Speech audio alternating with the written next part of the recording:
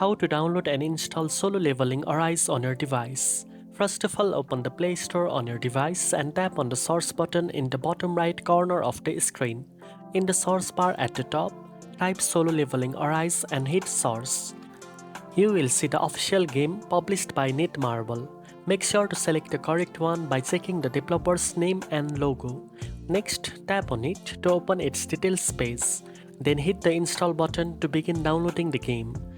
The initial download size may appear small, but once the game starts, it will require additional data files to be downloaded. So make sure you have a stable internet connection and enough storage space available. Once the installation is complete, tap Open to launch the game.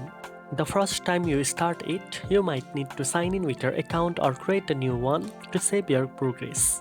After that, the game will automatically download all the required resources and updates before you can begin your adventure. Now you know how to download and install Solo Leveling Arise on your device. If you found this video helpful, don't forget to like, share and subscribe for more gaming tips. Thanks for watching and I'll see you in the next one.